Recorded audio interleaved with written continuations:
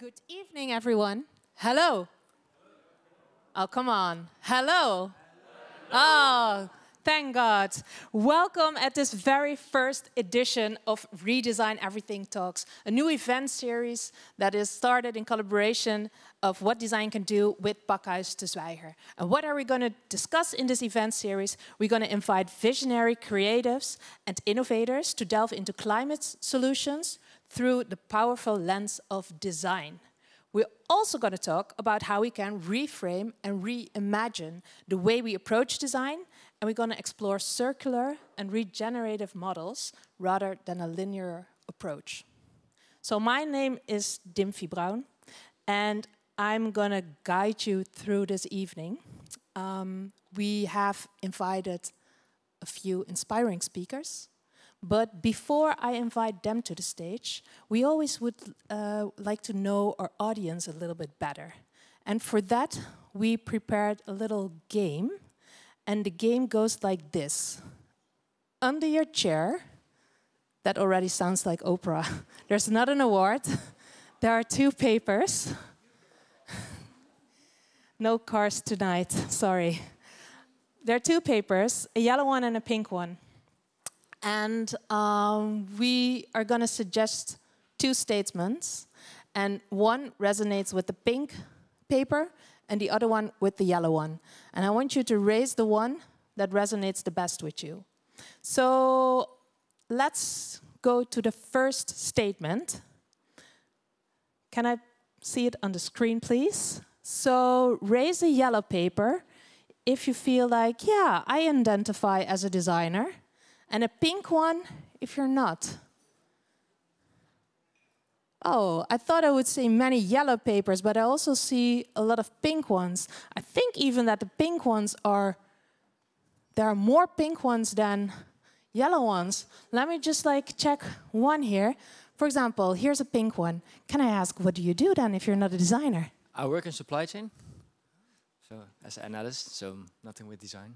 Oh, nothing to do with design, but you're interested in it? Yes. Okay, interested, interesting. Can I have another pink paper? Don't be shy. Someone here. Not you. Another pink paper? Okay, another pink paper. Hi. What do you do if you're not a designer? I'm a machine learning engineer. Ooh, machine learning. And what is it that you're interested to hear tonight? I like urban planning, so I'm just here to see what are the ideas that are there. Yeah, and I'm going to spoil already something, because working on these models is actually a shared responsibility, so we all need you on board. Another pink paper. Here was a pink paper too, right? If you're not a designer, who are you? I'm a teacher. Yeah. We need educators. Of course, yeah. So it's interesting, and we do a lot with circular economy, with regenerating materials, so yeah, interested. Okay, great. Great to have you here. Are there also some policymakers in the room, maybe? No policymakers? Don't be shy. This is a safe space. Yeah? Okay. People with bags of money for design projects? Also not? Oh, always the case, always the case. Doesn't matter, doesn't matter. Second statement. Okay, when designers want to contribute to saving a just, safe and sustainable world, they should, yellow, design practical solutions for adaptation, or pink, focus on visualizing alternative livable futures. So practical solutions, now pick one. I was like, oh, those are many papers, but some are cheating. It's 50-50. Okay, thank you. Last one, a statement about design. Design is the problem, yellow, or design is the solution, pink. Yeah. Ooh. No cheating. I actually see more pink than yellow. I just want to check, because here I see you saying design is the solution. Can you elaborate a little bit on that? Yeah, it's mostly by discarding the statement that design is a problem. I believe that there are many other agents that can be named as problem, but I do believe that design ultimately can yield a lot of solutions. Well, we're going to ask the speakers that one too. And someone that said design is the problem, I'm also interested to that one. Okay, design is the problem. Give it to me.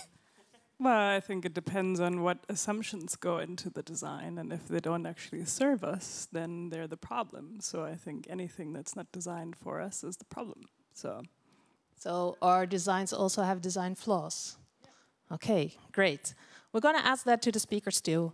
Thank you so much for that, the interactive moment already. We're going to talk about design, don't worry. And who better to talk about what design can do or what it can't is the head of the public program of what design can do. Can I get a warm applause? Yeah, I'm going to give you an applause. Lara Snateren.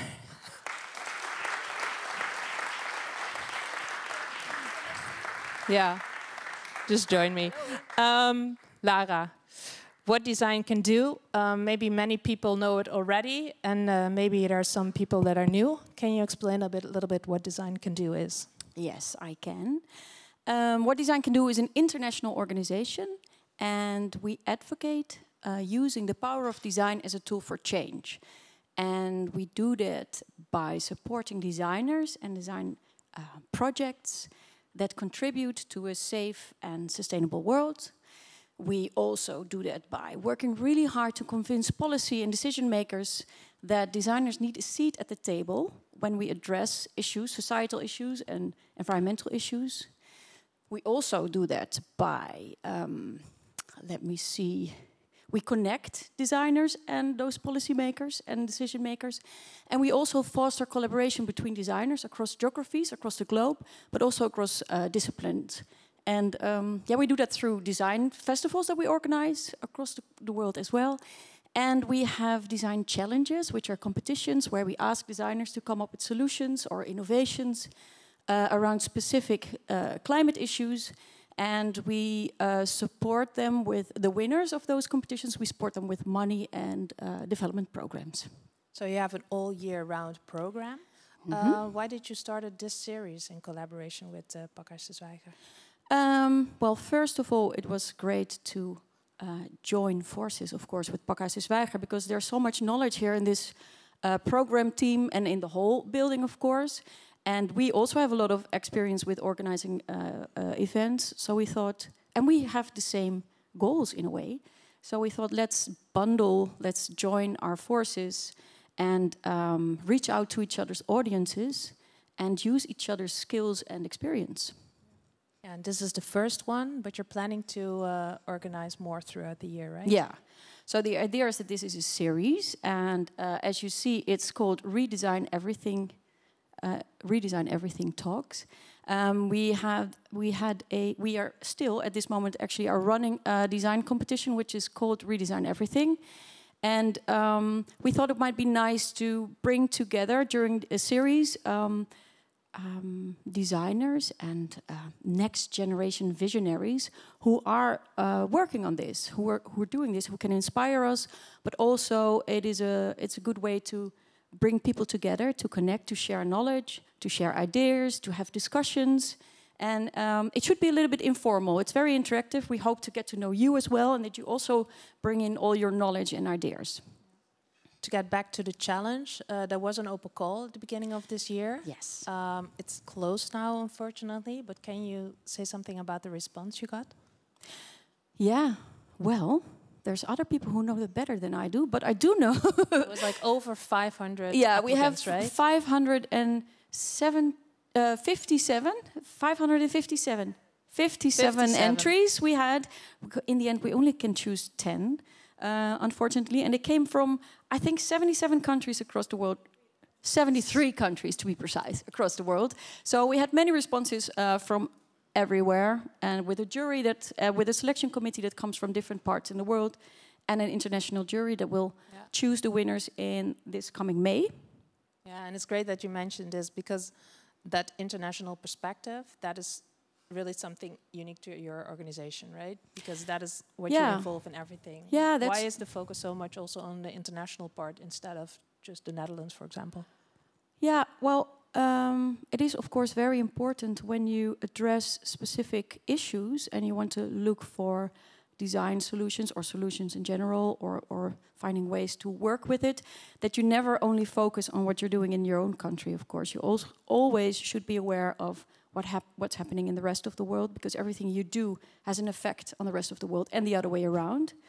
And yeah, for us it's actually a given, because we work everywhere in the world. We have hubs in different places in the world. You also organize a festival in another continent, right? We have actually a festival coming up on the 5th of July in Amsterdam, but we also have we also organize festivals in Mexico City, Sao Paulo, and hopefully soon also in Delhi.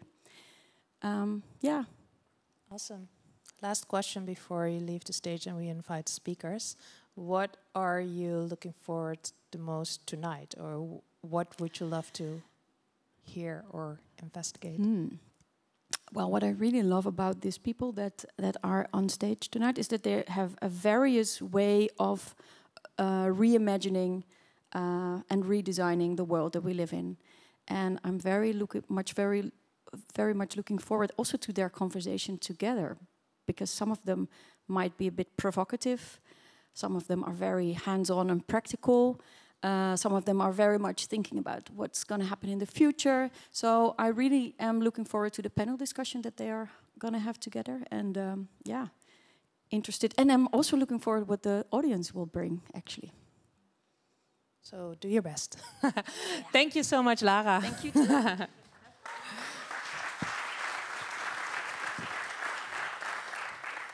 Lara mentioned it already. Interactive talks. So you play a big part in this evening as well. I wanted to say that if you have a question, we're going to have some presentations. After each presentation, there is room for some questions from the audience. But as Lara mentioned, we also have a panel discussion afterwards. And there's like more room for questions. But maybe the speakers also have a question to you. So that's going to be also a fun part. Just one practicality. We're also recording this event to put online later on. So if you have a question, just raise your hand and we can have your question in the mic, because then all of us can hear that, not only here in the room, but also on the recording. Before I want to invite our speakers, I just want to practice your applause, because I saw you responded well when I came up, but I just want to check it again. Can I have like an average applause for a second? Okay, now this, slow, soft applause. High energy? Okay, great. I want to have the high energy applause, okay? Deal? I'm going to introduce them one by one. They take their seats, and I want you to give them a really, really loud applause. Our first designer is a textile developer and co-founder of Bij Borre, Borre Akkersdijk.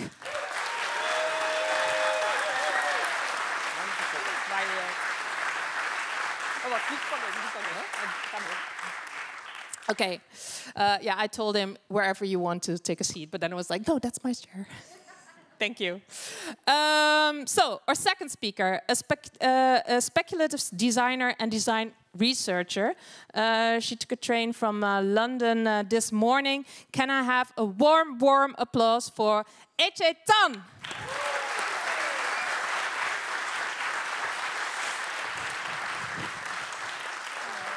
Our third speaker is a futurist and co-founder of the Chrononauten. Can I get a loud applause for Edwin Gardner?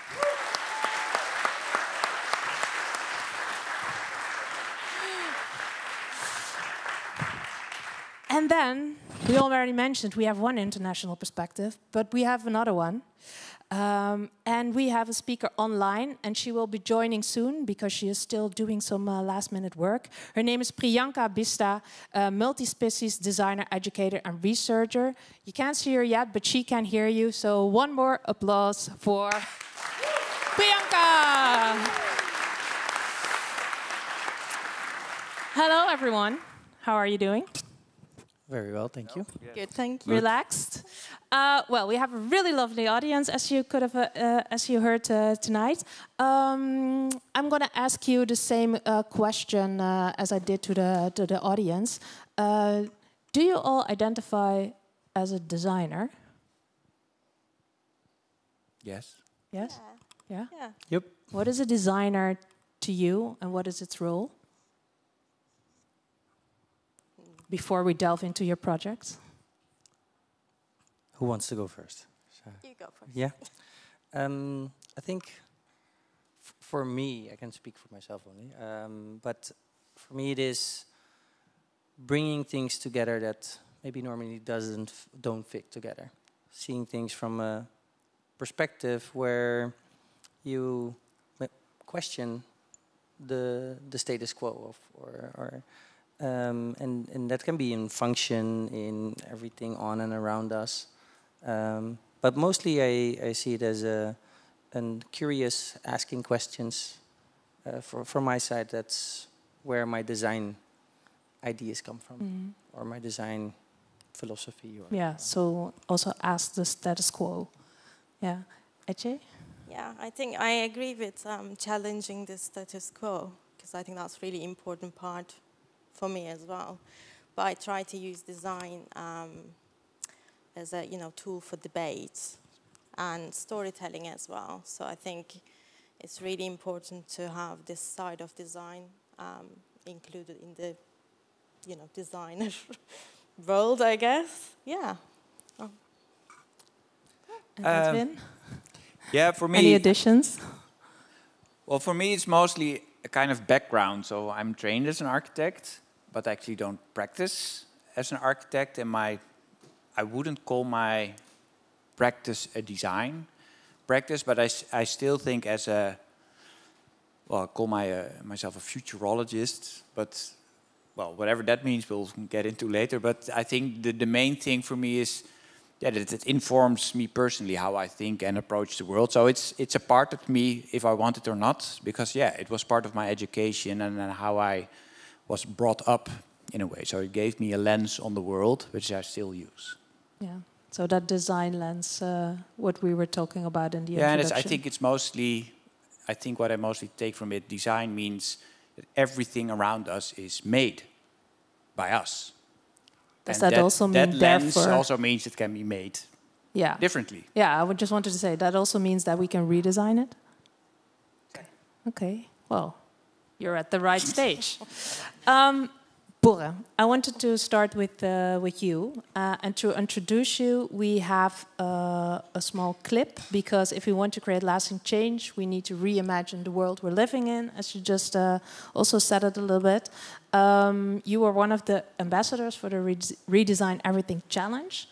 Let's take a look at a video that was made for the challenge. Why it is now that we need to reimagine? It's always now that you need to reimagine. Is this working? Hello, I'm Borre. I'm co-founder, creative director of By Borre, textile company where we saw that we could make the most impact in open sourcing and making available responsible textiles. We will look back at the time that we are living in now for the textile industry and the product industry, and we were like, what the were we thinking? We have mass overconsumption on everything. Understanding where things come from makes it a realization of like, oh wait, I have impact on this situation. Creatives are the ones that to show it, to spark the imagination, to make sure that others can see it. If it has no reason to make it, don't make it. Learn from each other, like collaborate, learn from the past, build up on others, open source what you've done. It is a collective thing to change an industry. I'm Borre, and you should join the Redesign Everything Challenge.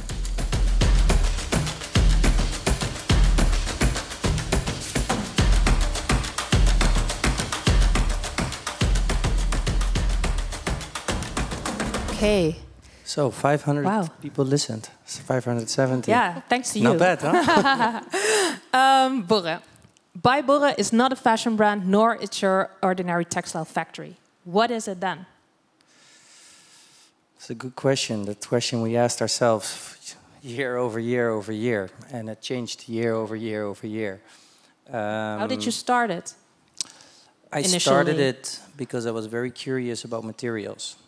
And I was always curious about what I wore and what it did, what clothing does to us. It creates an image, it creates us being part of a group.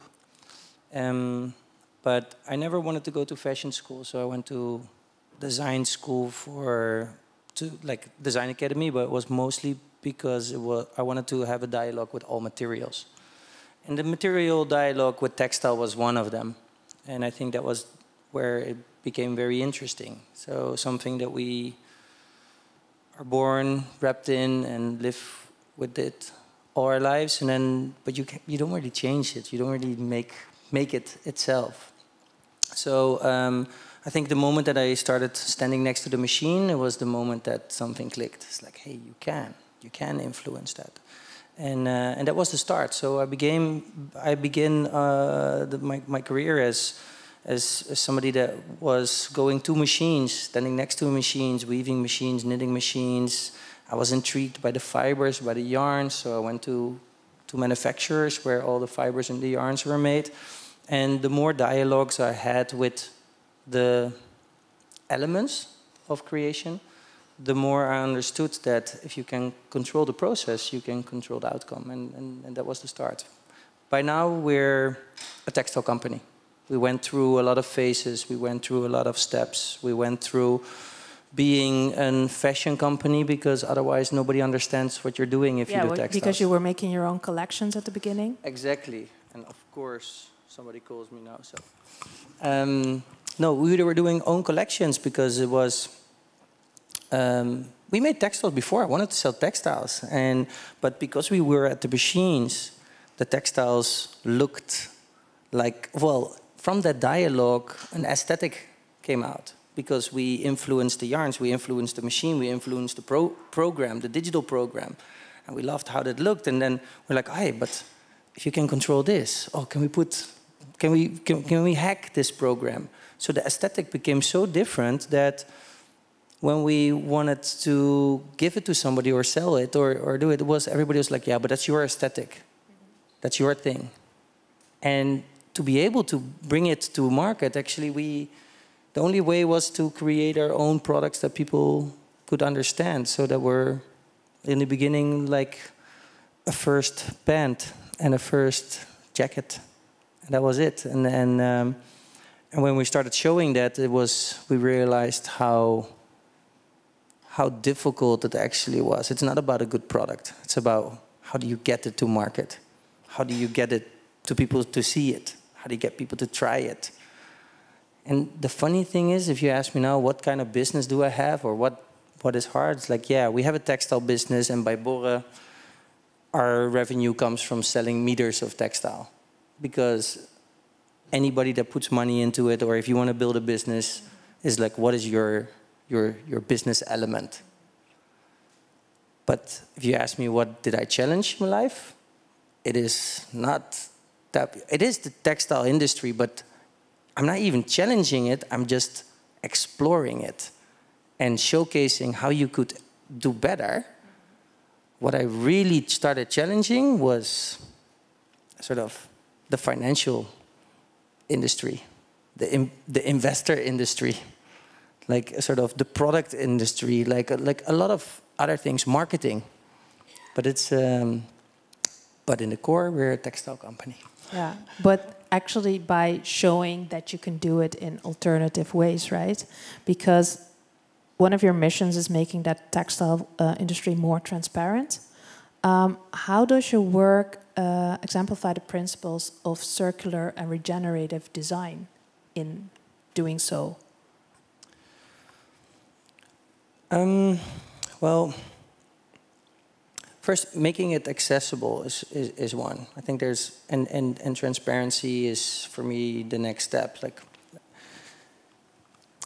the hardest part in textile or in the industry of textile, if you ask me, is that you cannot isolate one step. So talking about circularity is a very big topic, because it means that you have to talk about, like, okay, where is the raw material harvested, or how you got it? Yeah, but you are really transparent in your studio where you harvest it, right? Yeah, we only work with suppliers that, like, with the yarn suppliers that can show us where everything is coming from. But also they have to be able to make some scale, because we do it for big companies. So, but the fact is that we, from step one, where does the raw material come from, the yarns, how's the shipment in between, how's the textile made, where does the sample is made in Amsterdam, but the production is done in Belgium, like all these steps are part of it. For me, that's also the only reason. If you ask me what policy making should do, is first transparency. And transparency is one, but then it's accountability through transparency. There actually the first discussions come, because after, if that's not there, we want to talk about circularity, but you don't know where to start or what to talk about, because you don't know what is happening in the supply chain. So, like, a lot of these conversations when people come like, oh yeah, but what do you think about circularity, is like, for me, if there's no accountability to transparency in the supply chain, in the brands and the supply chain from fiber to the product, in the brands, but also the users, if they are all not transparent and accountable for it, we cannot design a system that comes back. So there comes that shared responsibility again. There, 100%. And the funny thing is, we are all looking at, okay, policymakers who are making it, and then you look at who is on the table. And in fashion, the funny thing, everybody that's on the table are the gatekeepers. Who are they? The big brands. It's like, and then all the big brands, because we all talk about, like, oh yeah, we have to stop fast fashion. It's all fast fashion. Nobody sells out. You have very expensive fast fashion, and that's the LVMHs and stuff, very expensive, but they're too fast, they don't sell out, they don't, like, push it. And then you have the very cheap fast fashion. And the funny thing is where does the margin come? So for me, it was not even, oh, how do I change the textile industry? The more I'm in the textile industry, I'm not even wondering if we should change the textile industry. I'm way more wondering is like how do we change the financial industry? How do we change our view on the business model, the economic model? 100%, because everybody's saying, like, okay, the big brands and the gatekeepers, they're all like, yeah, the supply chain is making it. They need to do better. Make circular systems, use recycled materials, fix it.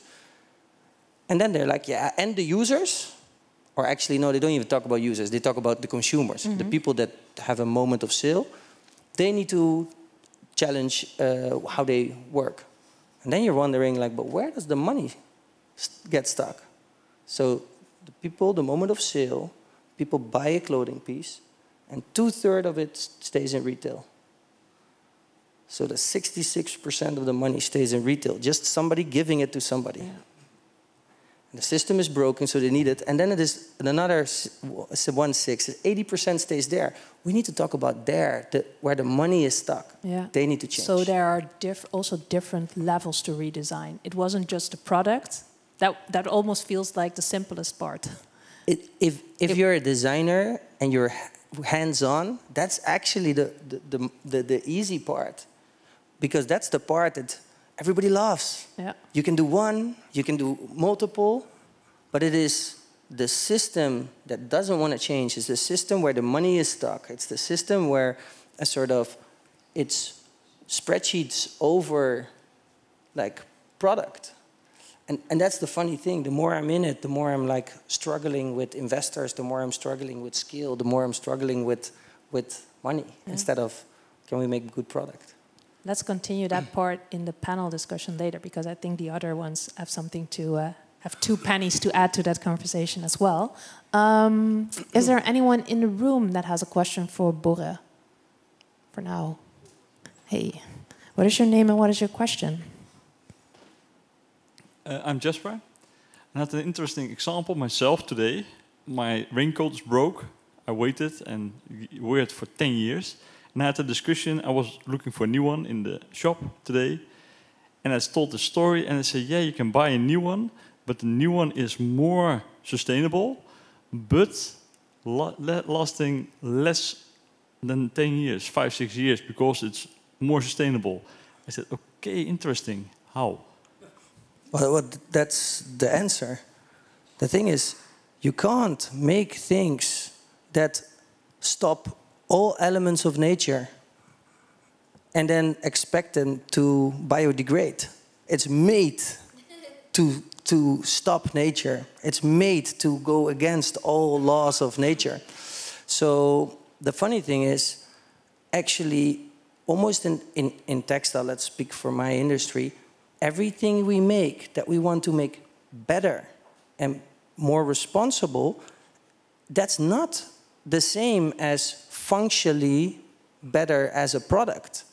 Because if you want to be very hot, or you want to be very like rain-proof, or like, it is all about finishings. It's all about its materials, its plastics, its coatings, and all of these. And the funny thing is, those are all, there's laws now coming that they are not allowed. But it's not making our product better. And that's also the interesting dialogue, because we're making rules for everybody where that the rules are for everybody the same, so the legislation, because then they think like, oh, no, we can stop it. We can make it better. But for the rain, you actually need a rain jacket. But are people wearing rain jackets for the rain, or are people buying rain jackets for fashion? Or are they, it's sort of, and do we have one rain jacket for our whole lives, or do we buy one every season? So it's not the right dialogue that we're having with users and with consumers. That's interesting. So now we only want to talk to consumers. And we say, let's talk to consumers. And what do they need to do? They need to buy. Where my question would be, like, let's talk to the users. You need a rain jacket. You need a good rain jacket. Do you want to own it? Or do you just want to have it when it rains? It's an interesting question. And it's like, and do you want to have one brand? Do you want to keep it? And if you talk about users as a brand, suddenly your usage is more important than the sale moment. And then suddenly you can talk about that things really are used. Now they don't care about your usage. They just want to sell it to you. Yeah, it's going to be less good, but you're more sustainable. It doesn't matter if it breaks, you buy one quicker.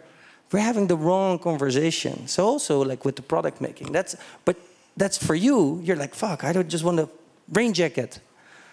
So like we're trying to solve the wrong problem. So let's have the interesting. So thank you for the question.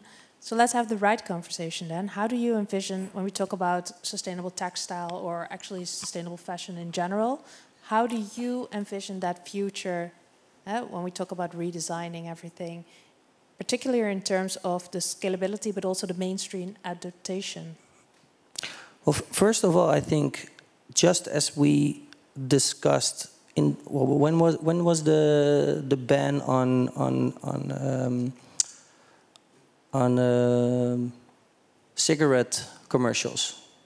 2000. Oh, not It was ban, like, but smoking in public was 2000. Yeah, that was in 2000. I think the ban on cigarette commercials was a bit earlier. The numbers of people starting smoking dropped. Like it was always steady. It dropped with 73%, and then it stayed there, just because there were no commercials. If you ask me, first it's like, why are we talking about consumers? Honestly, I think we should not be allowed to talk about the moment of sale. Like, it's not about buying. It's about using a product. We're users. We're humans. We're here on this planet for a short time, but we're allowed to use. We should not. Okay, but that also means redesigning your values. Your values. Well, right, for many companies. Well, yeah. Like many companies are built for the wrong reason. Like it's built to make money. Like to have something that has value that you can stack. Yeah. Like the thing is, if we would not have anything that we could trade for everything, we would not overproduce. We would not overproduce food. We would not overproduce clothing, because you're like, yeah, I'm just going to make what I can trade and what I need. Yeah. Because I cannot stack it anyway. Wow.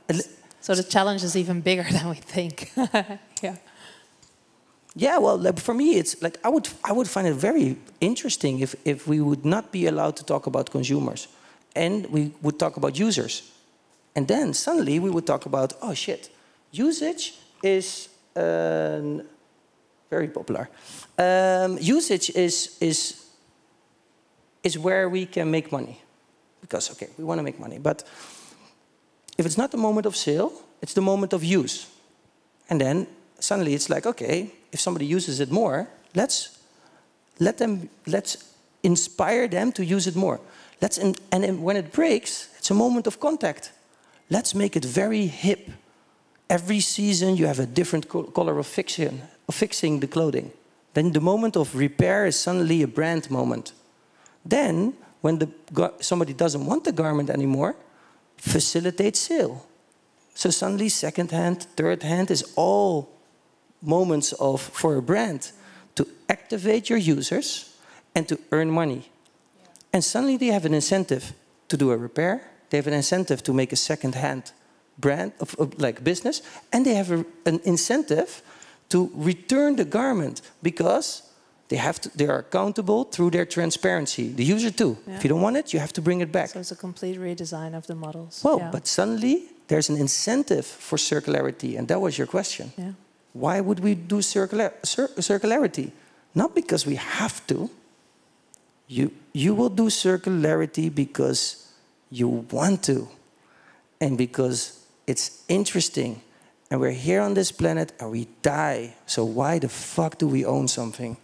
So,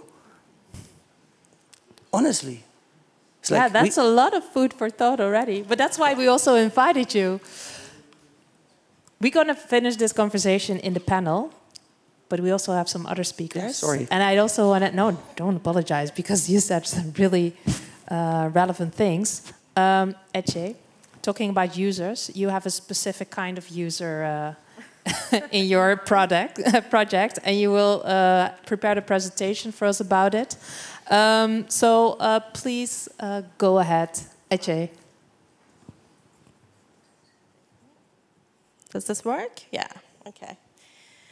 Hi again, I'm Ece. I'm a London-based designer and researcher.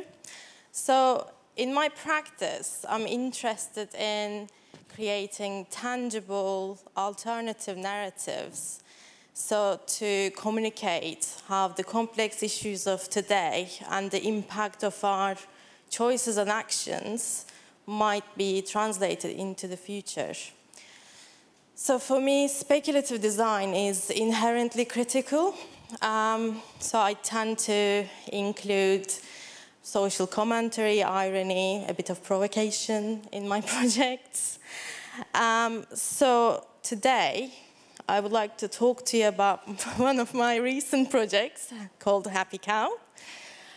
So it's a commentary on the arbitrariness of human empathy and the anthropocentric animal welfare practices through the lens of commodified cows. So this project is actually a bit of a conclusion of the research I conducted during my, as part of my MA thesis in material futures in Central St. Martin's, where I was exploring the power dynamics between human and non-human species, with a focus on empathy, really. So, at face value, the project asks, can we give cows under our care the dignity of pleasure? So although the Happy Cow is not, so it is a critical project, it was still influenced by the idea and the research of other species' potential of, you know, experiencing pleasure. So the notion of pleasure, I guess as we know it, is mostly assumed to be very uniquely human experience. So I think this is why I wanted to use this notion, you know, this pleasure, as my main provocator in my project. So I designed and proposed 3 speculative bovine sex toys. And the first one was artificial inseminator dildo. The second one was ribbed and dotted examination glove. And the third one was milking teeth cup massager. So the objects themselves are pretty self-explanatory, I think, what they do. But actually, all the designs were based on the tools and procedures used in industrial farming, really. So I sort of recontextualized these tools with the idea of adding pleasure to procedures that, you know, dairy cows might go through under our human care.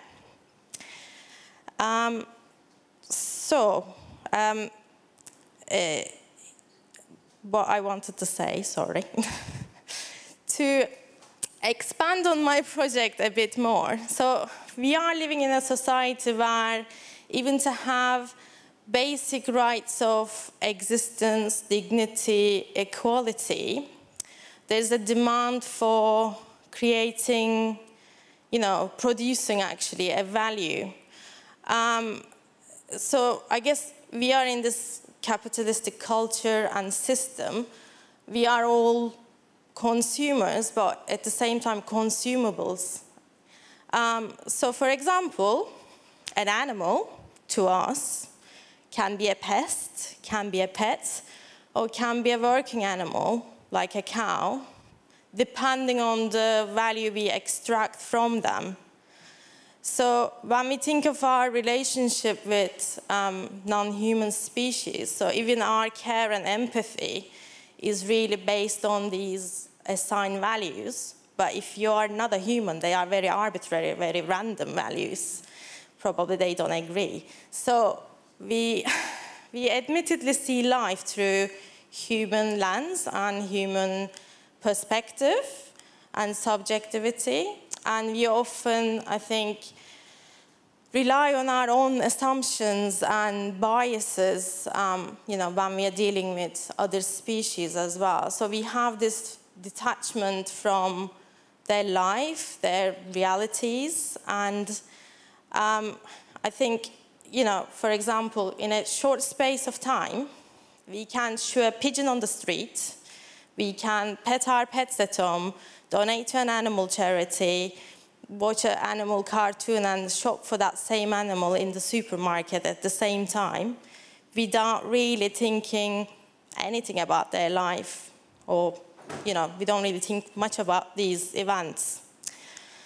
So I think with this project, I wanted to challenge that detachment we have, you know, conscious or not conscious. And I wanted to remove this sort of clinical, industrial, very like distance language of these, you know, farming tools, farming procedures. So I guess pleasure and intimacy are a big part of human, you know, life. And I think that it's very emotionally loaded. You know, it could be happy to sad, to, you know, uncomfortable to exciting, etc., or more. So the design and the color and the materials of these toys are immediately recognized by us as sex toys. So when I applied the language of sex toys into the tools and procedures we detach in some ways ourselves from, I think I hope that this could, you know, engage the audience, you know, create that familiarity, create that emotional connection, and, you know, to understand what they might be going through overall. And just bringing their experience maybe more tangible and relatable to us. and our level of understanding as well. So, as it is a provocative project, I try to make Happy Cow as plausible as possible to get a really powerful reaction from the audience. So I had a very interesting conversation due to the project. You know, people had really different reactions from, oh yes, all the cows should deserve a dildo, to this is outrageous, this is really bad, it shouldn't exist. So I think all of these reactions were actually great because they were engaging with the project, engaging with the topic. So that was really, from my point of view, great. So if we look at these toys, so if we remove the toys, what we are left with is actually the tools and procedures already in use. So I just added some toys. So I think maybe having those reactions directed or, you know, form a part of conversation to sort of confront and rethink our current practices to include more, you know, more than human design thinking. So I put this because I like the picture, but anyway, I think I don't necessarily believe design always has to be solution-focused, and I think I don't see this project needing like a finale in terms of like maybe an impact. I think there is immense value in storytelling and showing things that might be overlooked in new ways. But I think it's also good to point out that, you know, we desperately need drastic system changes, you know, top-down, political, economic, social. So I think as a designer, it's very important for me to know my limitations and scope of my project. So, you know, Happy Cow, probably on its own, won't really change the lives of industrial, you know, cows. But I think collectively, projects like these and, you know, amazing, you know, projects, innovation with a purpose can lead to or drive change. So I think it does have a space, and it's out there now. But I think it could help, you know, hopefully, you know, lead to a change, even in a very small way, basically. So that's my project. Thank you so much.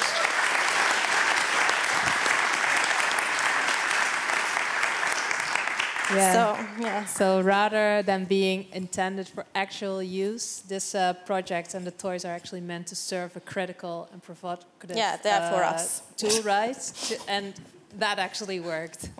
Is there a question before we head to the next speaker? Hey, what's your name and what's your question? Hello, my name is Milan. I think you just answered my question. But just in case, there were no tangible results. There was no experiment. No happy cows. Well, we don't know that exactly, but no, it wasn't for use. Really, that would be sort of like an opposite of my intentions, probably. No, they are not. They are just for debate and, you know, spark debate, basically. But, yeah. Okay. Another question? No. Where's the project is now like finished or published, you would say? Is it still like traveling or active? Well, you're standing here to present it, but... Yeah.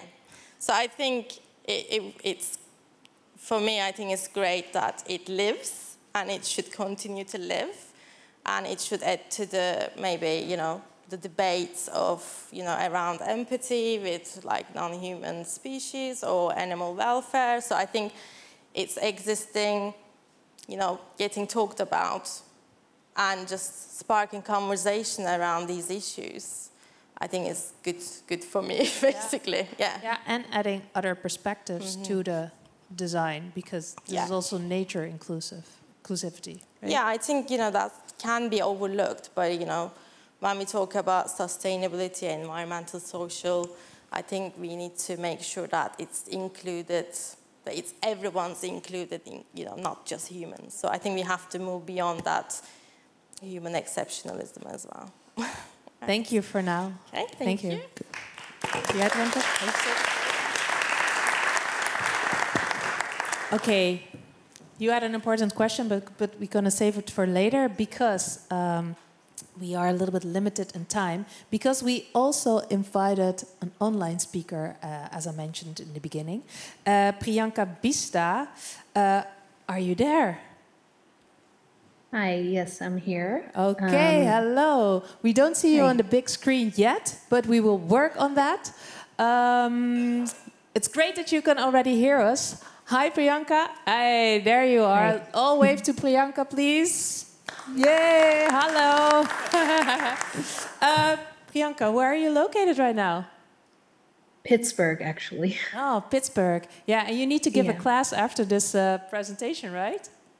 Actually, I'm in the middle of teaching. So, yeah. So she made an exception for us. The students are working on a homework assignment so that Priyanka can give this presentation.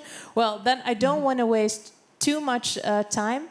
And I will let you introduce yourself and give the presentation.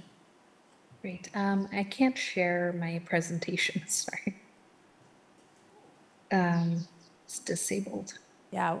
Wait, while you do that, maybe it's good to mention that Priyanka is actually the winner of the What Design Climate Action Challenge from a few years prior with her work KTK Belt. And that's what you're going to talk about today, right? Correct. Yeah. Okay, so I'll get started on that. Thank you so much again for inviting me and for giving me this platform. Empathy and non-human stakeholders are very close to my heart. So I appreciated being after Etche. So as an individual trained in architecture turned participatory designer, I was introduced to biodiversity crises not in an academic setting, nor in the Western context, but rather in a village on the ground in Nepal. In 2016, I was introduced to the crisis of the pangolins, a critically endangered, highly trafficked mammal with an evolutionary history dating back to 50 to 55 million years. Early one morning, around 6 a.m., that's official office hours in villages, Anish Magar, a local youth from a village in Yangsila, came running down the hill and knocked on our door in the new office that we had just set up. They killed a pangolin. Last night they killed a pangolin. I told them not to, but they only ridiculed me. And this has been happening every week. What can we do about it? So as Anish started to describe the event and how people involved were actually his neighbors, his uncles and cousins, who were also extremely poor. So handling it legally was not an option. Instead, Kumar sir, our local leader, calmly, gently, and very firmly suggested that we take an educational approach. Let's share our knowledge and fascination about the species, and perhaps the poachers may think twice, he said. So a team of community members and wildlife experts started roaming village to village, raising awareness about this fascinating creatures, its behaviors. They informed villagers about its evolutionary history, its role as an ecosystem engineer, and its ability to protect 16 hectares of forest annually. They talked about its morphology, nocturnal habits, and also casually the legal consequences of poaching. We then collaborated with global artists and educators to make pangolin banners where every community members could paint a version of a pangolin. We started educational programs where students received detailed knowledge about the species and ways to safeguard their habitats. They painted pangolins, wrote stories about pangolins, read about pangolins, watched videos about pangolins, and Jackie Chan. We also held large-scale exhibits inviting government officials, the army, over 400 community members, which included our poacher brothers and sisters. So we did everything we possibly could to make the pangolins the coolest thing in the village, and it actually worked. So before initiating this project, I always wondered whether villages with little to no education struggling to make ends meet would actually be interested in learning about pangolins, much less in safeguarding their habitats. However, over the years, I've seen how poachers have turned into conservationists. Young men and women have become pangolin conservation leaders, And even little children have become monitors of pangolin habitats. So what I learned through this period was that if we provide the space, time, and open, non-judgmental support structure, we can engage local communities and they will not only participate, but steward conservation efforts. And in this way, we can build a broader base of people who end up speaking for the earth and the environment. So we were inspired by this process and started scaling the support structure across this vertical university. And as we were busy congratulating ourselves and winning awards, including the What Design Can Do Climate Action Challenge in 2017, the entire country's political structure was changing right before our eyes. In November 2017, Nepal held its first historic election after 40 years, and as a result, shifted from a centralized government to a federal state. As a non-political organization during election season, we prided ourselves on being grassroots, focused on working hard versus rallying around with political slogans. However, our naive understanding of this historic structural change started to impact us almost immediately. The community members who had worked together cordially the day before the election results were announced suddenly were fractured into different political alliances. So needless to say, there were problems. And until now, we had been looking at the country's profile and country's map and seeing only the diversity of the human and non-human communities we were growing to love so much. However, now we had to start seeing another layer of diversity, the diversity we had casually decided to ignore. Nepal now had 121 political parties. And so our geographically ambitious project that spanned from Pochitapu all the way to the highest Himalayas actually started cut across 1 province, 5 districts, 9 rural municipalities, and over 10 wards. Together with the central government, we now needed to acknowledge and engage over 50 administrative bodies. So if we had spent 80% of our time working in the field, we now had to spend 80% of our time on government relations. In addition, handling a project involving 8 organizations meant that we now had an increasing number of lawyers, accountants, and administrative staff. So as incredibly fascinating as it was to be a part of the Pangolin project in the early days, we started to become less and less organic, more and more complex, political, bureaucratic, wound up in donor and government compliances. However, the good news is that we are still standing, still in one piece. And Rajiv, the co-founder, and his team have been working very hard to build a supportive structure and a space for our work nationally, and also through a larger network. He's been working towards scaling our indigenous-led conservation ideas, both nationally as well as globally.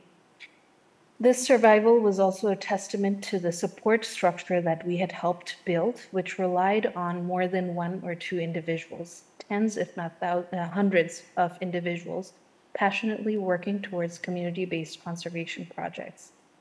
Beyond our involvement, the Pangolin project has continued and scaled throughout the region. Just last month, the entire rural municipality where the Pangolin story actually started declared itself as a community-based pangolin protected special zone. As for myself, now a multi-species designer and an educator, I am now working very hard to build support structures that will enable communities to expand the conversations beyond friendly species like pangolins, to include more difficult, more misunderstood, rather contentious species like pythons, crocodiles, and wild bull elephants. Thank you. Wow, thank you so much.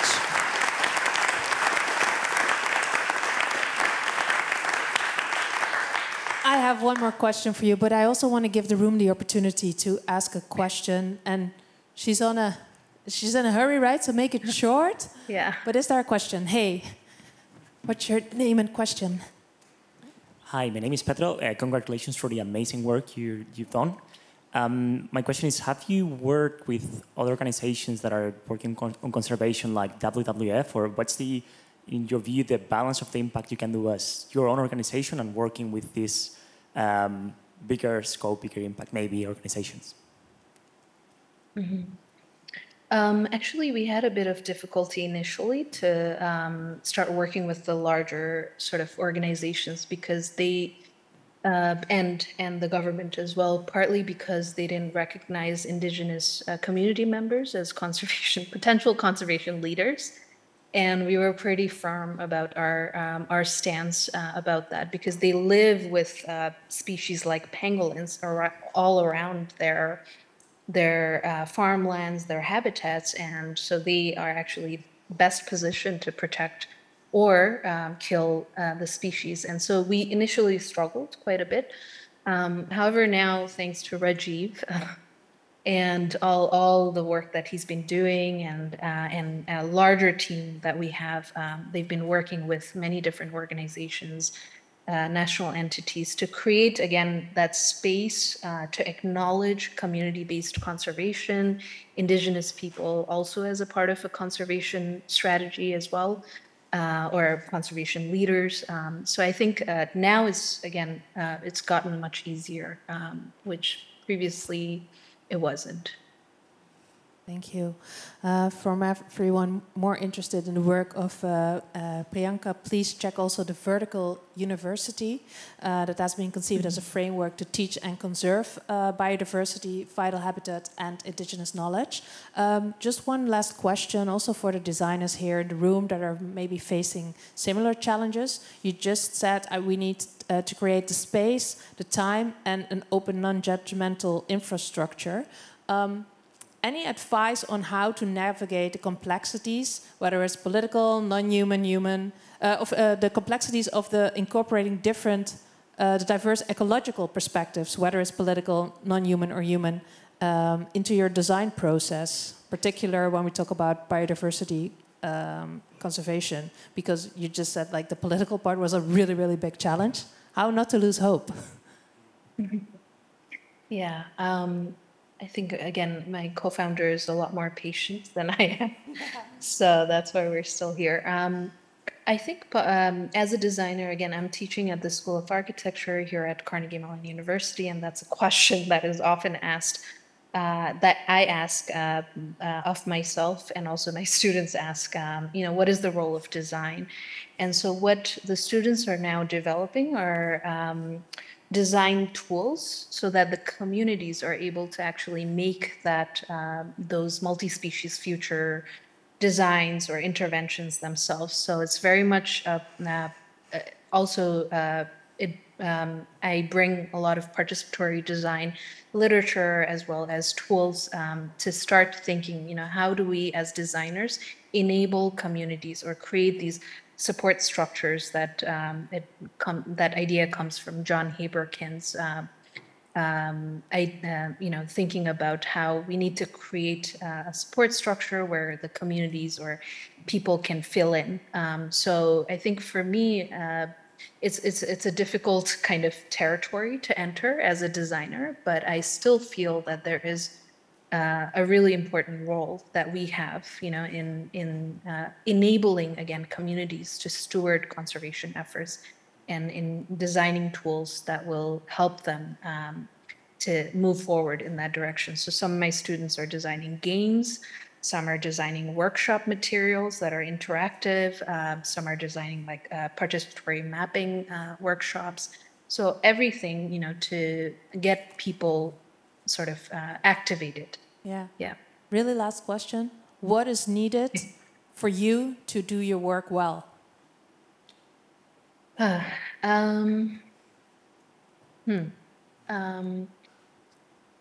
think, again, for me, what I feel is that I think being patient is very important. And, when things like the entire country's political structure changing overnight happens, I think you have to take those opportunities as a moment to sort of step back and reflect. And because this is a long journey, as we've seen with the Pangolin project or any of the projects that we've done. So I think having patience and And even whenever difficult sort of situations happen, taking it as a point to understand the macro issues, I think, is important. Thank you so much that you were able to join us. We're actually sad to let you go because we would have loved to talk with you a little bit longer and add your perspective to the panel.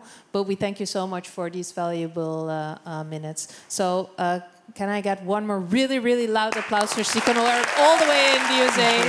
Priyanka. Thank you so much. Bista, thank you so much. Thank you. Okay, we have one last speaker to go. And that is Edwin. So Edwin Gardner, can I ask you to move to the table and give one more applause for Edwin?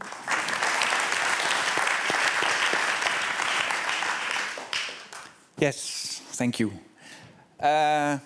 So my name is Edwin Gardner, and together with Christian Fruneau, I have a practice called Studio Monnik, which is also the Chrononauten. We're like juggling two names a bit. But I wanted to tell you a bit about our practice, which is a kind of hybrid of a think tank and a creative studio. So we do a lot of research, but we also try to translate it into all kinds of forms so people can relate to it, think about it in strategic terms, etc. But let's begin at the beginning. Why? Why is it useful, or why do I think it's useful to research and craft the future? One is very simple. I mean, basically, I want to understand what's happening in the world. And that's something that's, I think, very broadly shared. I think anybody who looks at the news right now would like to understand better what's happening in the world right now. And that's also where it started for us. But basically zooming out, okay, where did our society come from? Where is it going? How can I understand it better? And the future is a way of doing that. Another one, which is kind of where our practice started about more than 10 years ago, so Occupy Wall Street, that no is not enough. So Chris and me were at the Beursplein here in Amsterdam. There was also like an Occupy encampment there. We were making pancakes, talking with the protesters, and we were united again in our fight against, injustice, climate change, banksters, etc., all the wrongs in the world. But as soon as we started talking about, okay, so we know what we don't want, what do we want? And then it actually became a much fuzzier conversation. Go back to nature, we needed like an enlightened dictator, or I don't know, lots of crazy solutions. So basically, no is not enough. So knowing what we don't want is not how we get there. And the next thing also, it has something to do with our imagination of the future. So our future imaginaries in popular culture are filled with ways how the existing order of things end, but not very much filled with alternative societies of how things could radically look different. So there's this famous quote by Frederick Jameson: "It's easier to imagine the end of the world than it is to imagine the apocalypse." Than to imagine the end of capitalism. Sorry, I'm messing things up here. This is the apocalypse. So the apocalypse is easier than the end of capitalism. So that's why this is a lot of our future. And for us, very important, there's a lot at stake in the future. And we should be all thinking about it. So we need a kind of to involve as many people as possible in developing ideas about this. Of what should our future world look like? Okay, then how? So this is a bit how we as a practice work. So the last couple of 10 years we developed a kind of model. We call it the World 3 model. And it's kind of our way of zooming out in terms of time. So we look about 1,000 years back and 100 years into the future. And we kind of roughly divided it in these kind of 3 epochs, or societies, civilizations, which are kind of coherent in terms of worldview, social structure, etc. Well, this is like a whole other lecture, so I won't go into this here. But basically, it's a kind of Eurocentric model, which is its limitation, of course, but it's also because it's a cultural model. So we don't look a lot at just at technological change and how that's affecting society, but we look a lot at social cultural change and what kind of stuff in history is already there that is kind of shaping our future. If you want to know more about this, we also share this on a continuous basis. So every week we write our thoughts down and share it with about 1,500 people at the Chrononauten. So if you want to dive in the rabbit hole, here you can do that. And yeah, we get asked by all kinds of organizations, governments, ministries to help them think about all kinds of strategic questions. And we do that through making future scenarios. And we develop all kinds of workshops and basically forums to communicate these future scenarios. And this is one of them. We have this big light table where we explore history and what we call histo-futuristic exploration. So basically, it's a big chunk of history which we extrapolate into the future. And then we get to basically the creative part of our practice. So you can talk a lot about the future in terms of modeling and scenarios, but in the end, it's very hard to talk in those terms or think in those terms concretely. So the more tangible we can make it, the future, the better we can talk about it. So just some examples. So this is one idea we developed, the Universal Data Commons. So we thought basically the internet is a mess. So this is kind of the digital public sphere where we all kind of try to find the truth, trying to build communities, etc. And it's a very dysfunctional space. And according to us, it has something to do that as a society we're trying to regulate this as a market, while it's actually a public sphere. It's a place where community is built and made, values are aligned, people try to figure out what's true and what's not. And then you need not the rules of a market, but you need rules of community to regulate that. So that's like a whole proposal we developed and we share with policymakers and discuss, okay, we're in 2035, the commissioner introduced this new law, this happened, what do you think? So it's also a piece of design fiction, you could say, but for policymakers, and then we can actually have a pretty concrete discussion about, okay, I like this, but I don't like that, and this sounds very Big Brother, and this sounds very nice, actually. Just one password for the whole internet. And another thing, this is a book we're working on, Alles komt goed. We use a lot of tools from speculative fiction, so science fiction, fantasy, etc.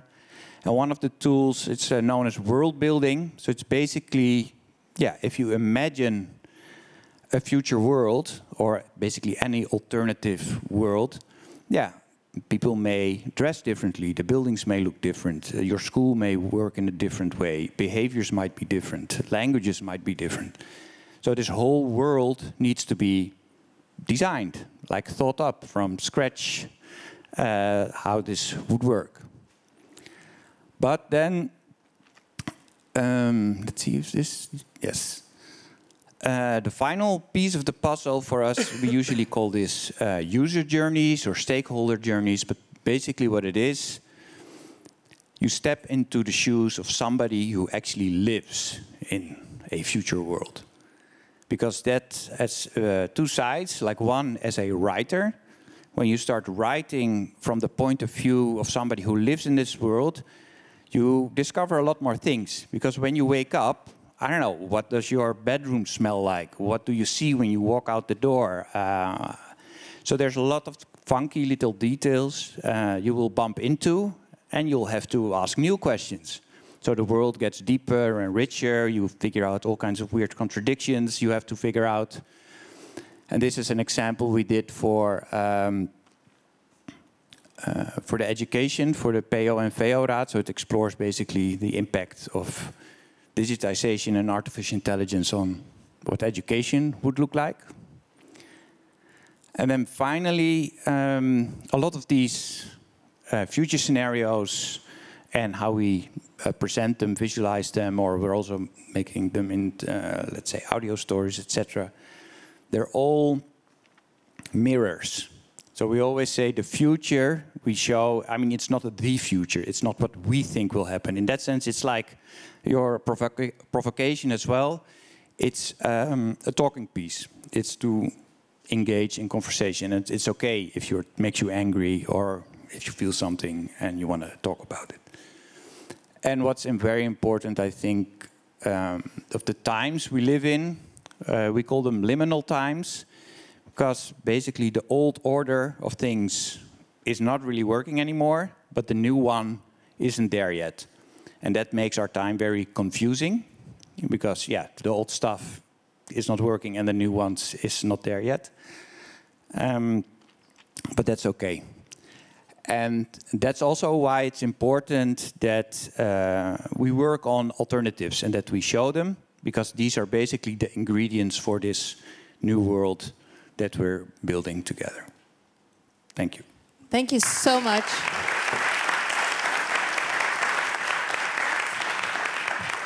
Any questions from the room for Edwin right now?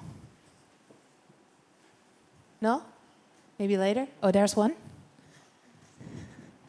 Hey there.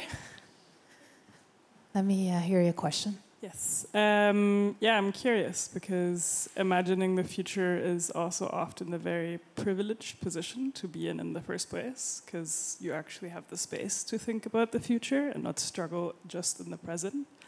How do you help people who imagine the future step out of their own realities to make the imagination of future more inclusive? Good question. So how do you facilitate space and time? Actually, what Priyanka just said. Well, let's say maybe, yeah, there's two questions in there. So one is, I think, yeah, the first one is how do you take people along in the first place? So I think that's always, like for instance, in our, to show this little animation you saw of the girl. So that's made kind of for people who run schools. So it's a whole workshop around it, and basically they come in and we say, forget that you were in education. You're now a venture capitalist in Silicon Valley. They're like, okay, what's that? So we basically show them, okay, there's this whole worldview, and yeah, why do all these people there believe that this computer will completely reshape the future, our society?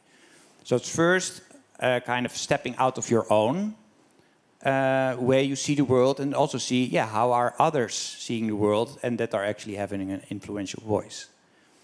Then we show a kind of like a pitch, like a slide deck from an entrepreneur. So I present myself as the founder and CEO of Bloom, an artificially intelligent, lifelong learning, personalized education platform.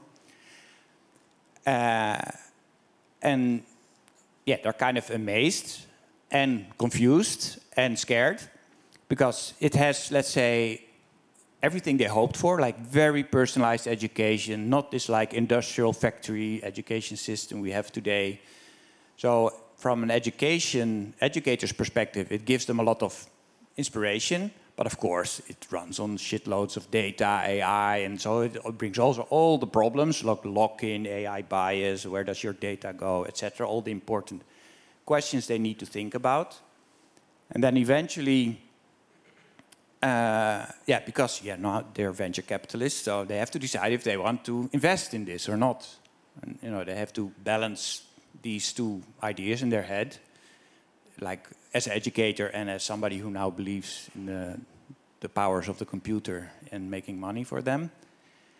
And then, so the workshop is also, let's say, you walk through a scenario, so it's a time travel machine. So every time you go 5 years in the future, and then there's a next step, and they're confronted with the commissioner, the Euro commissioner, the digitization, and say, okay, it's enough now with this big tech Wild West situation. it's not like the free market anymore. We're going to run it as a communal space, a commons, and this is like the law is introduced. And then again, they have to decide, okay, what do we think? Are we going to like step out of this investment or not? And then eventually they see the story, the little animation you saw of Zoe, like, I don't know, 2040, where they say, okay, this is what it actually feels like to use this platform, how education has changed. So basically, yeah, you have to take them on a journey, a suspension of disbelief, and we use all speculative storytelling powers to try to do that. And then the inclusive question, that's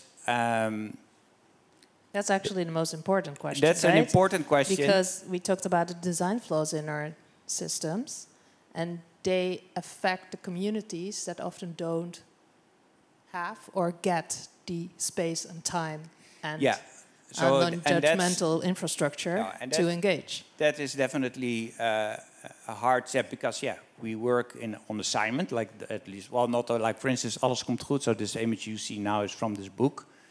There we do this as much as possible because, we want to basically show a kind of inclusive, sustainable, and adventurous city we would like to live in at the end of this century.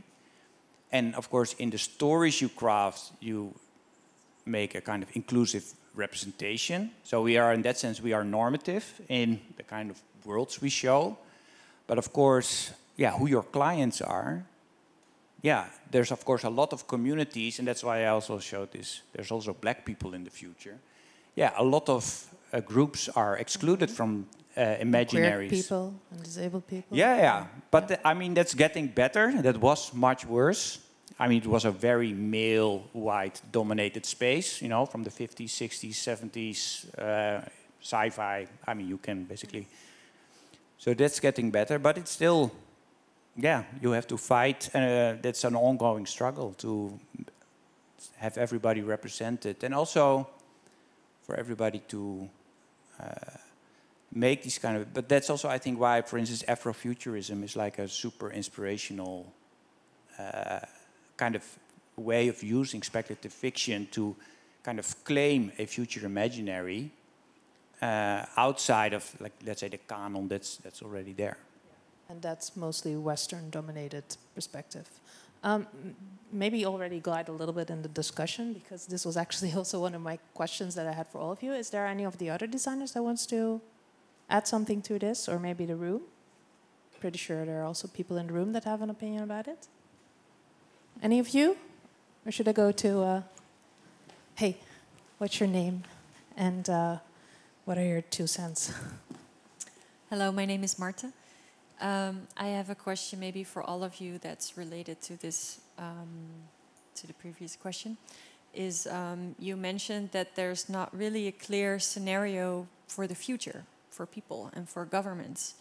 And I imagine that you maybe have a different idea of what our government should be. Who should be in our government? Could it be other people than political people? And do you have an idea about that? That's kind of futuristic and reimagines how we create society.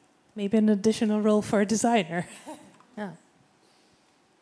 Who wants to answer that question? You want to start? Well, I think, yes, democracy could use some redesigning. And I think there's a lot of interesting ideas out there already, like burgerraden or like election by lottery. And I mean, those are also, let's say, part of... Yeah, and burgerberaad is also a new model. Yeah, exactly. We can add to that. So, I mean, we incorporate that in our book. So it has a place there. You have to buy the book. So there you can... so I would just say yes to basically all the examples we know. I think they should get a place in our future. I saw you writing a lot of thoughts. Any to this or? Well, yeah, like I think a lot of looking at legislation is of course a big part, and sort of the fact that we as humans are not able to we don't see everything. We are not able to comprehend everything that happens. We don't even, like, I don't even know what happens behind me right now. In general, we only can do parts. That's also why we cut up parts. That's why we create borders. That's why because we can't understand and we can't. And that's also why it's so important to add different perspectives. Well, right? Yeah, but I think the main realization is, like, we always think that we are the center of attention, or like the center of everything, humans in general. And then we don't even take in account all humans. But already the fact that we, like, and that's why I loved your presentation, and actually the presentation behind, it was a very clear understanding on empathy and understanding and listening. We have a hard time doing it with our fellow humans. But let alone the non-human factors. Yes, and we're asking for solutions. We're asking, like, oh, we need to be circular, and it's all around us. The planet is circular. Nature and this is actually a funny thing, right? Because we're now thinking we're trying to save the planet, but the planet will live on without us. No, we should be inspired. Like, we need to live in symbiosis. Like, we need to live with the planet. We're a guest, a visitor. Like, we live with each other. And I think I would love education for empathy on everything. Like, the first thing I thought when you did your presentation, I was like, well, I would love to throw this on top of how do we have empathy for the products we wear? How do we have empathy for the food we eat? Like, does it grow back? Like, does it? Because only the little bit of understanding what you're engaging with will open up. And the same with the presentation about the, I don't know how to pronounce this, pangolin, the animal? Oh, yeah. Yeah. Like, it was just making the animal cool, but it is all about just understanding the animal and not seeing it as your own benefit to make money off of it. And that's almost with everything, every discussion we have, every human we don't understand. It is all about, like, how do you understand somebody? How do you have a dialogue? So, like, and the funny thing is, like, when you look about who is ruling our countries, it is not about understanding our country. That's like, it's power structures. It's about, like, how do we keep what is ours? That's how it's taught. How do we keep and that I said before is, like, why do we keep anything if you die? So for me, that whole fact of, like, how we cut up the world is, and that's immediately a very big thing that we cannot just change like that, of course, that I understand. But it's like questioning a sort of, first of all, the understanding and the transparency, and that's where... I love what you're saying, because one of my questions was what is needed to actually implement or change these redesigns or reimaginations. We already heard a few answers. One was, for example, patience. Another was understanding how we got there in the first place.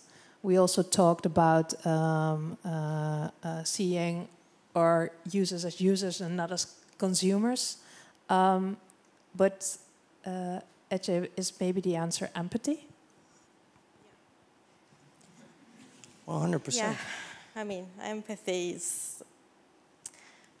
I think even just going back to my project, like, I see it as a bit of a mirror to our society as well. Like, it's not just non-humans. I think we don't even have the same level of empathy to each other, you know.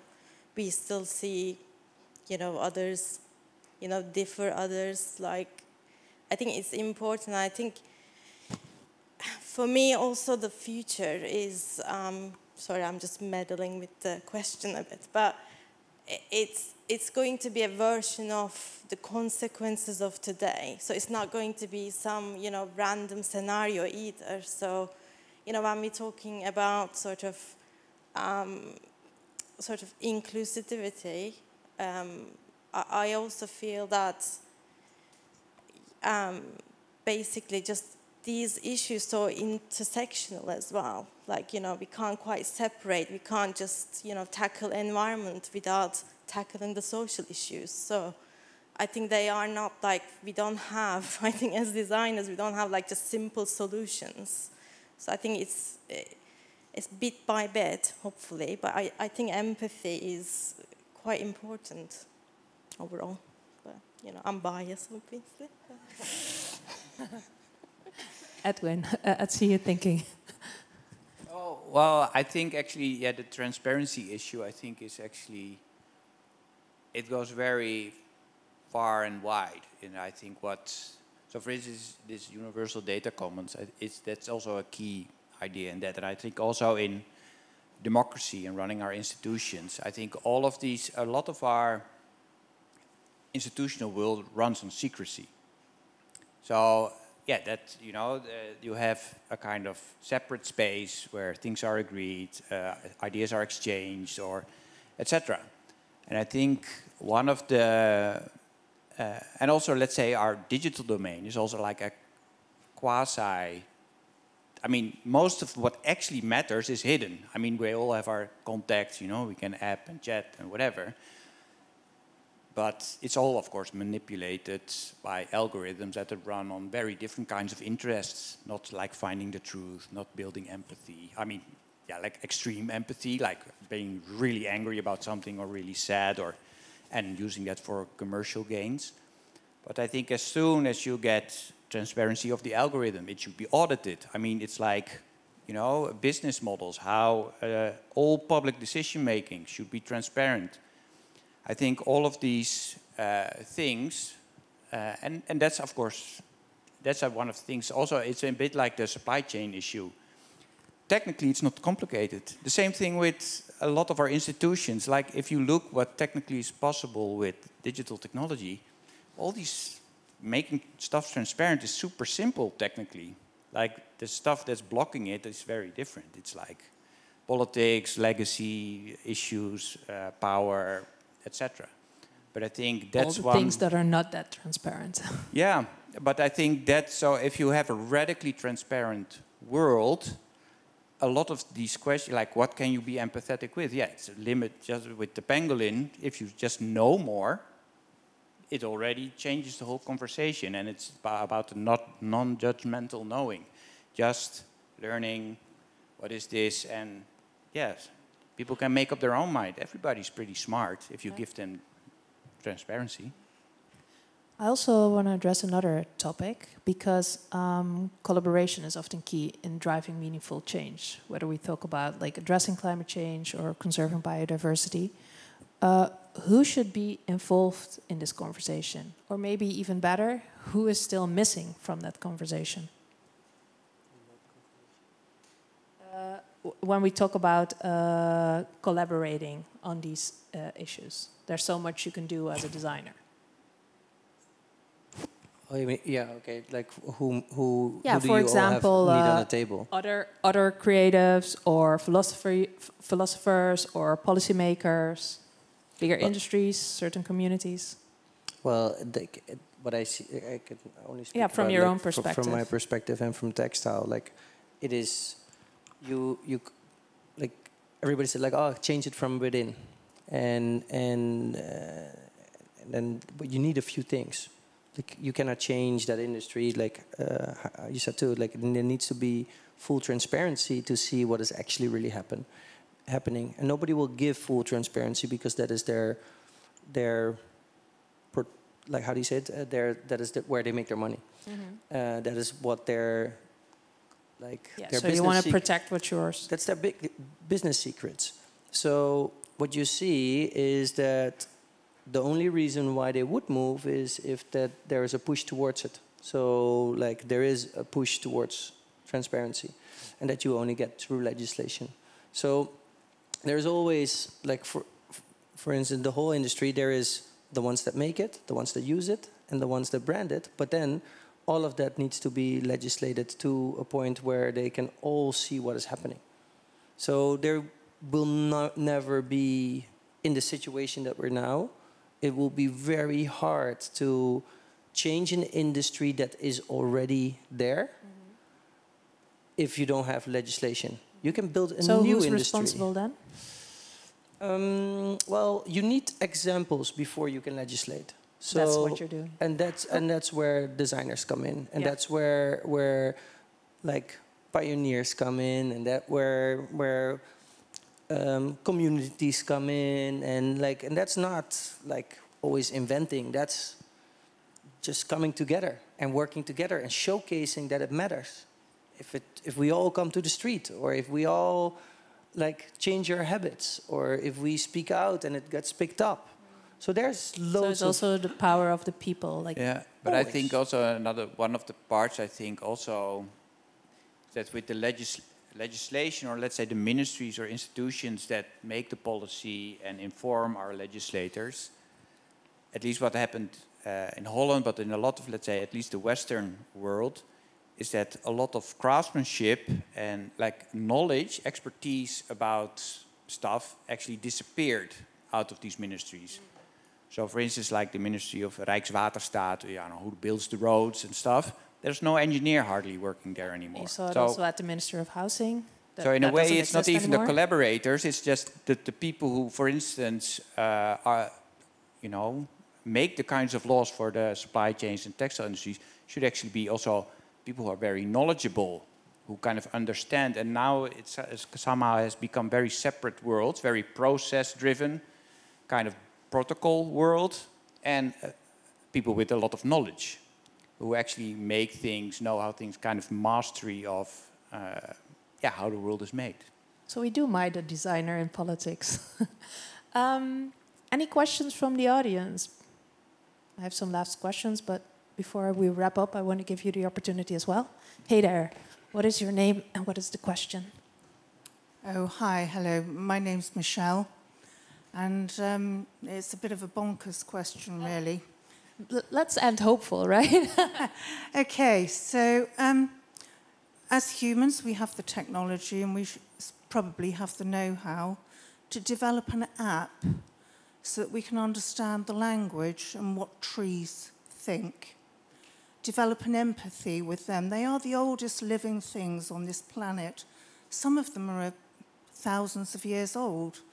And rather than listening to politicians, should we be listening to our elders? Oh.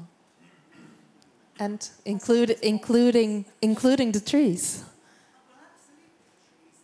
They are our elders. They've seen a hell of a lot. They could tell us a lot if somebody could develop the app and do all different species of trees speak different languages. Who knows? Oh. Ece. I think only if we could, that would be great. But I think I can only answer obviously from my project's perspective as well. I guess we don't know how to do that. So even with the technology, I think, and also like I don't necessarily see us as separate. So we are part of nature and we have interdependence. So I think it's just more about acknowledging it and also including them to our decisions. But it would be great if they can speak and tell us what we should be doing.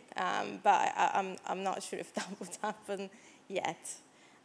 So I think we have to somehow include them in the conversation, but without our own biases, basically. Edwin, this might be an idea that would end up in your book. Yeah, this would be a super cool idea to put in my book. Actually, there is a kind of tree cathedral, like a pantheon. It's in the book somehow. Not literally how you put it, but I think in a way it's maybe closer than you think. Maybe not with trees, but I read recently that some people are working very hard with some AI to kind of start talking with whales. I mean, even like the possibility that we could actually commune with another species, and that somehow a universal translator could bridge this gap.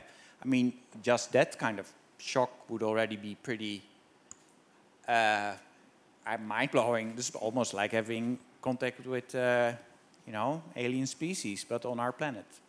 It would be very interesting conversation. I doubt that we will listen to trees, but I know that there is a lot of research on how trees talk to each other, like via mycelium, and how the connectivity is of energy going and flowing. So, but that is the same, I think, that we could learn from definitely from nature, because, well, it has showed us how we can be circular for a long time. And adapt to circumstances. 100%. Before we wrap up with you, I do want to check the audience. Oh, you have one more question? Oh, now the questions come. Okay. Make it short. Hi. What's your name? What's your question? I'm Serhat. My question will be for Bora. It might be a bit too practical after discussion, deep stuff. But I wonder that you said that it's the tricky part, being in the business, actually, running a business and getting in the market. Let me check my notes, because how do practice and enlarge your vision while being in the market, and how do you sustain this understanding in a business which is running currently? And also, maybe it might be a fun fact too, but have you ever been on the verge of that you assign yourself that you were about to do some impact washing, and how did you... Sorry, to impact what? Impact washing. Greenwashing. Also greenwashing. Yes, and how did you avoid this situation, if it exists? Okay, so it's a two-parted question. Well, let me, did we ever do, well, the question, the moment that you start a dialogue with money, the question of can you greenwash is instant. It's a sort of, especially in textile, if you want to do better, you have to use better raw materials, you have to be socially better, and you have to be more transparent. If you want to make money, you have to be less transparent, you have to be socially less good, and you have to use worse materials.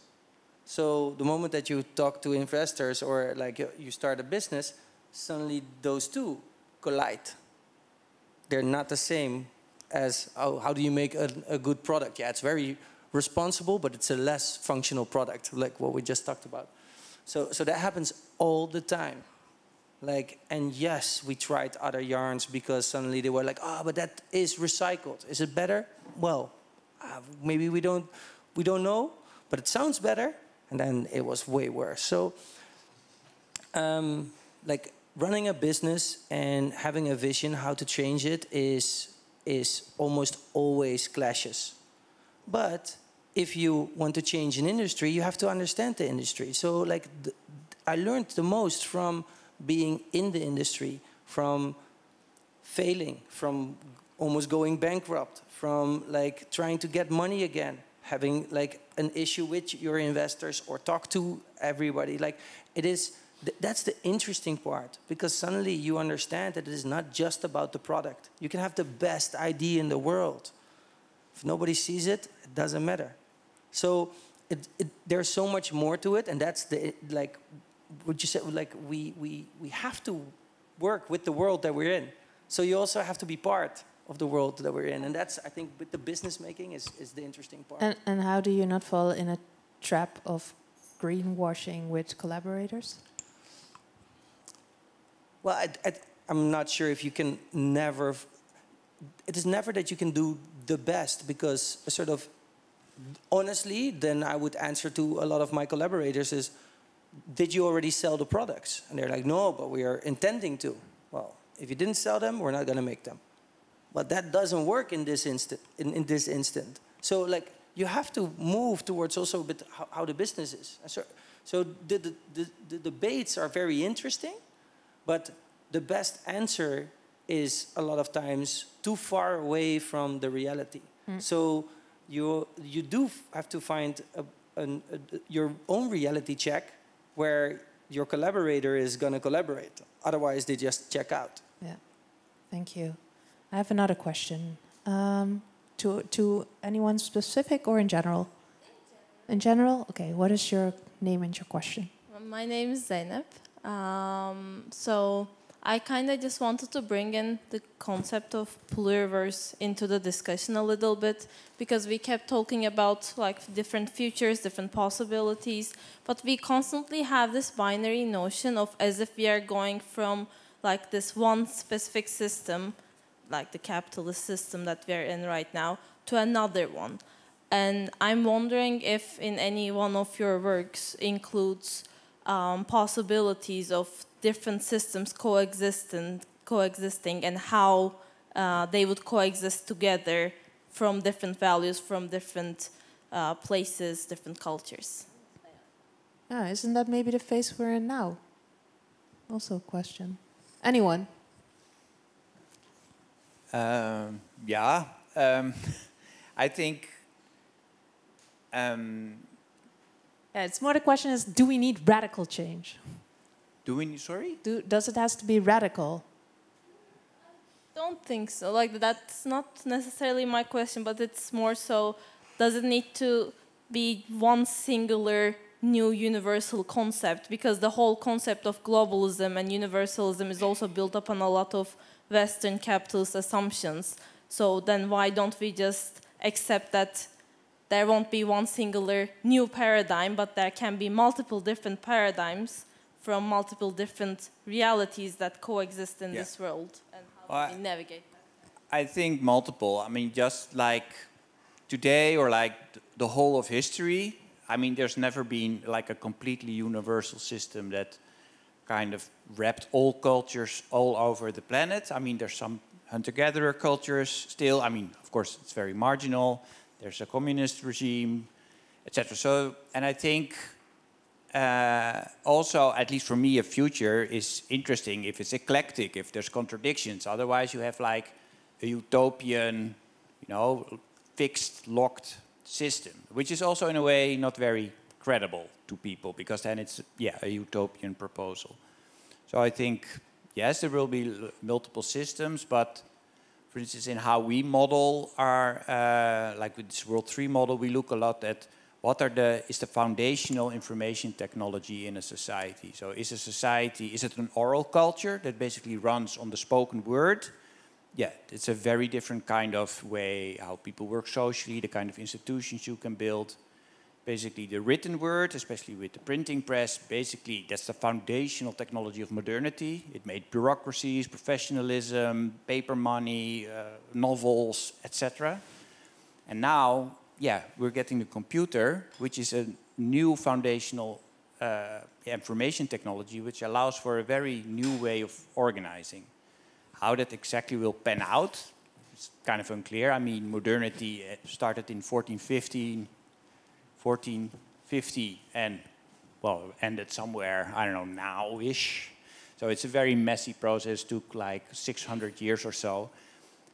And that's at least one way we look at it. It's more if you look at the foundational layer that influences a big part of our society. So modernity, yeah, has been very influential, of course also via colonialism, imperialism, etc. So it's not like a nice story per se.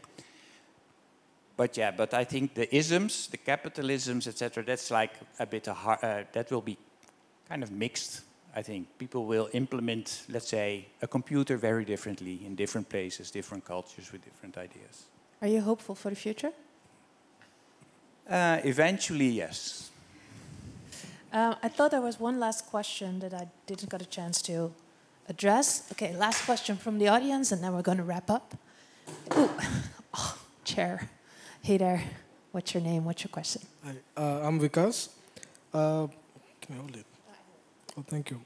So when we talk about secrecy, regulation, legislation, if you look at it, we're talking about a desire to change the things which is not us or other than us. That suggests to me that it's an attempt to control things which are not us. And then, for example, if you go back, say, for example, a couple decades or a couple centuries, and then we see the same underlying principle or the same underlying intuition to control the things, or to exploit, to dominate the things, that what we see during the Industrial Revolution, we had this notion to exploit or dominate the nature. And then when we talk about all these things now, so what I feel is this the whole underlying notion that we are not able to change it. Then if we don't change the core of the system, then how we are supposed to change the whole system? Because it is just like breaking down one factory and building the 100 others because the core stays the same, then how do we look at the way forward? I mean, is there another way forward than go to the core? Well, yeah, I think more of it as a stack. So it's not that one system is completely replaced by another system, but it's more, let's say, layers. And so, yeah, it's getting more complex in a way. Yeah, so that's maybe what, I don't know. That doesn't sound hopeful, Ed. No, but it's not necessarily, it's not it's not a value, how do you say? It's not a judgment, it's just complexity is not good or bad. Bora. I was not sure if I totally got it. So that's, but what we're talking about in general, if I'm hopeful. Wait, are you speaking to Mike?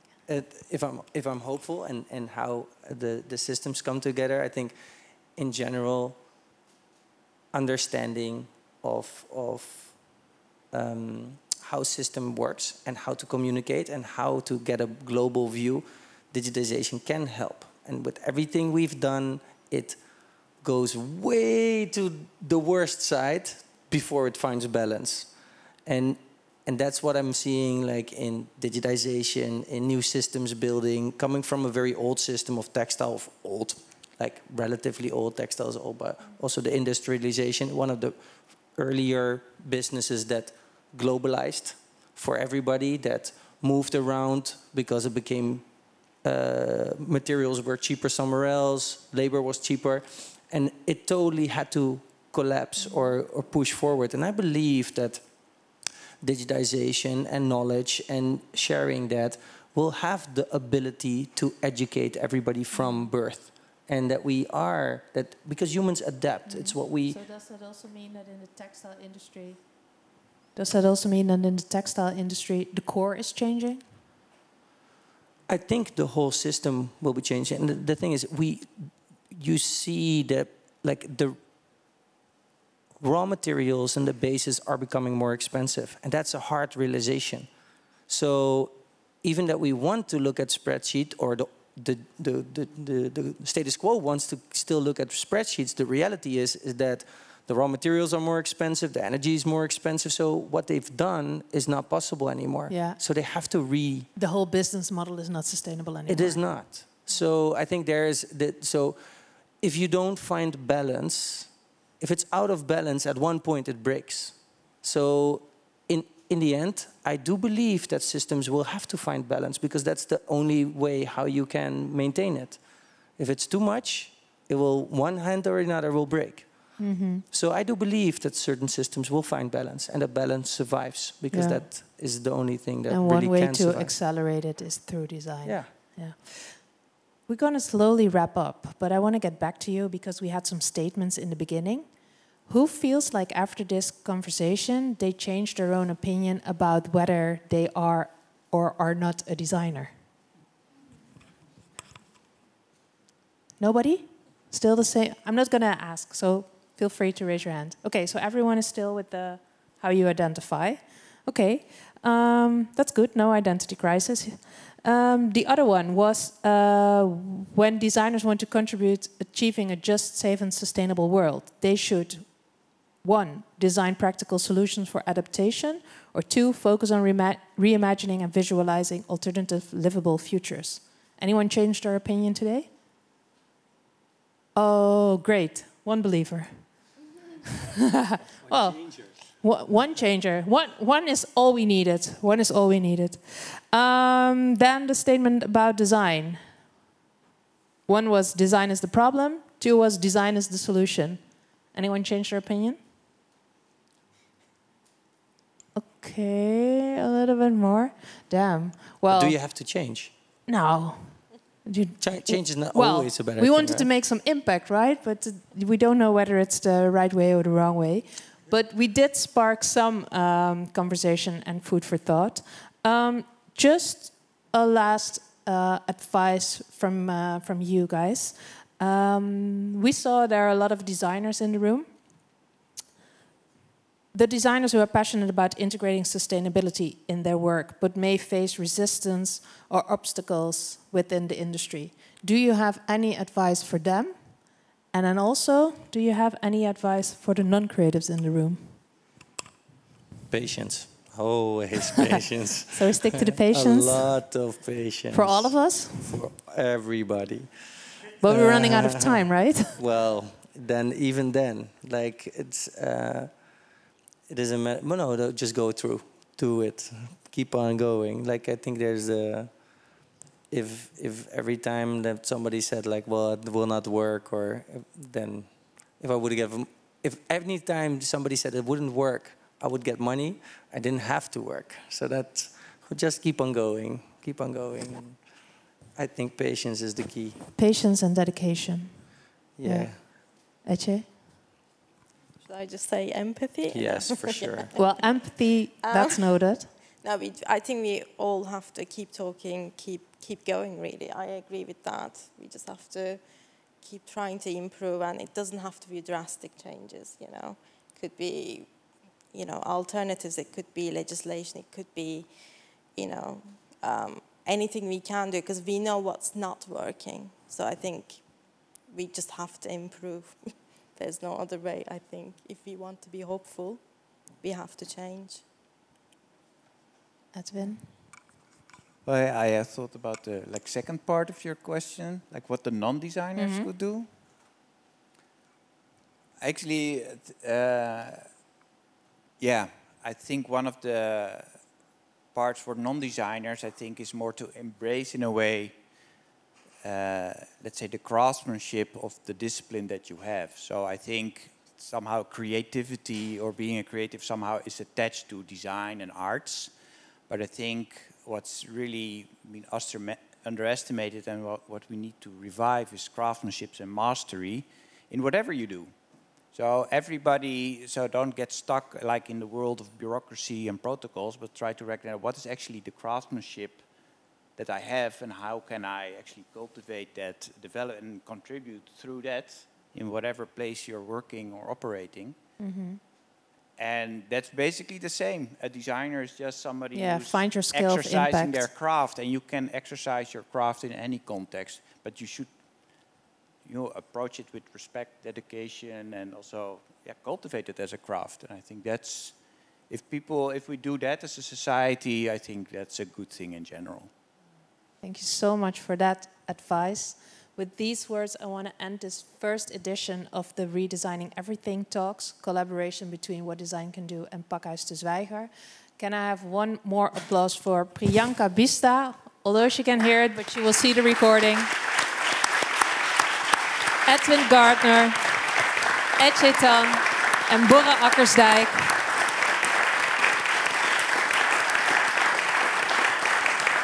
And to really finish off, the next event in this series will be organized later in this year in September. Please mark your calendars that by that time you check the website of What Design Can Do and the Zwijger. In the meantime, I already mentioned opera in the beginning, right? I do have something to give away because What Design Can Do Festival, that's like a full day in the Muziekgebouw with workshops, speakers, a lot of conversations with the design community, but also a lot of non-designers will be involved. It's on the 5th of July in Amsterdam. And I have a really, really special thing to give you because I'm not sure if it's this code. Yeah, it's this code. With this code, if you order a ticket today, and we only have 50 available, so more than 50 people here, it's 50% off on a ticket. So take a screenshot or save it otherwise. Yeah, get your ticket. This code will give you, send you to a page where you get the 50% discount, but it's only valid today. For now, in the meantime, check whatdesigncando.com for more insights, stories, resources about redesigning everything. The Zwijger for more events on all kinds of matters. And one more applause to you, and also thank you for being here.